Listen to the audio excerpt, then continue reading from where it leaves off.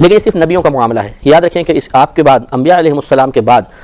چاہے کوئی صحابی ہی کیوں نہ ہو, کوئی کتنے سے بڑا ولی کیوں نہ ہو, ان کا خواب شرعاً حجت نہیں ہے.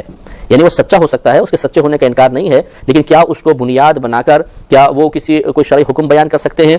یا کسی شرعی حکم کو جو صحیح شرعی حکم اس کو ترک کر سکتے ہیں؟ ایسا نہیں ہے, بلکہ ان کا خواب حق ہوگا لیکن شرعی طور پر حجت نہیں ہوگا. اور عام آدمی کا خواب تو بڑے ہی اس میں مسائل ہوتے ہیں کہ بعض لوگ جیسے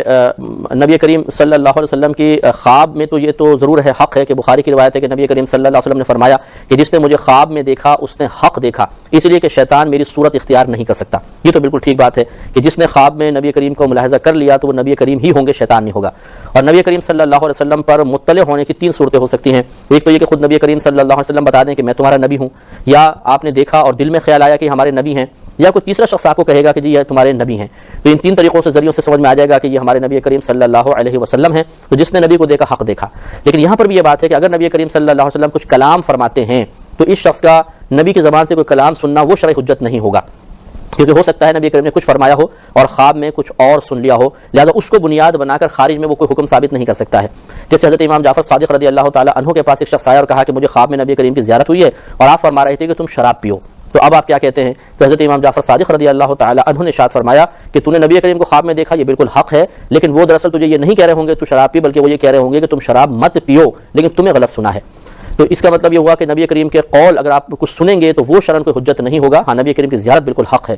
اور ایسے حضرت بایزید بستامی رحمۃ اللہ علیہ کے پاس ایک شخص آیا, اس نے کہا کہ مجھے نبی کریم نے کسی بد عقیدگی کی معاذ اللہ ترغیب دی ہے کہ میں کوئی غلط کام کروں. تو آپ نے ارشاد فرمایا کہ نبی کریم نے تجھے ایسا نہیں کہا ہوگا, یہ تیری بد باطنی کی دلیل ہے, یہ تیرا باطن خراب ہے, لہذا تجھے ویسی آواز سنائی دی ہے.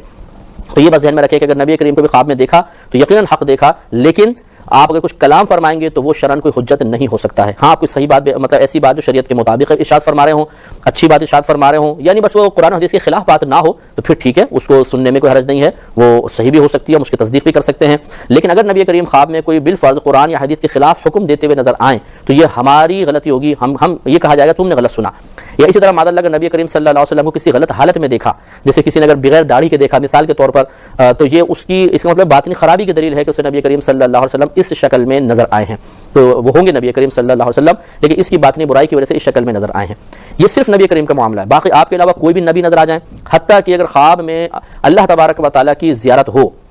پردوں میں رہ کر ہی ہوتی ہے وہ زیارت, لیکن اگر ہو تو وہ بھی شرعاً کوئی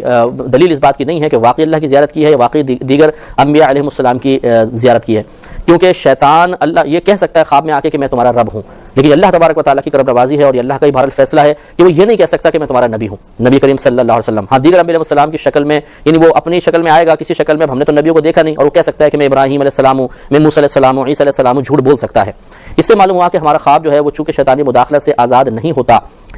تو اس میں چونکہ شیطانی مداخلت کا اندیشہ ہے, نفسانیت کا دخل بھی ہوتا ہے, بعض اوقات طبعی تقاضوں کا بھی دخل ہوتا ہے, اس وجہ سے وہ خواب شرعاً حجت نہیں ہے اور بہت زیادہ خرابی کے امکانات ہیں.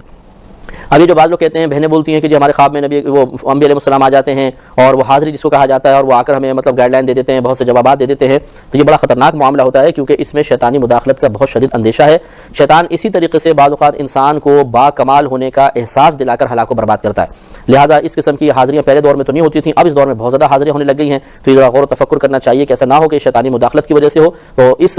چیز پر کامل یقین اسی وقت ہو سکتا تھا کہ اگر نبی کریم ہمارے درمیان ہوتے اور نشاندہی فرما دیتے. ان کے بعد چونکہ ہمیں حقیقت حال پر مطلع ہونے کے لیے کوئی ذریعہ اور سبب حاصل نہیں ہے, لہذا تمام یہ ظنیات میں آ گئی.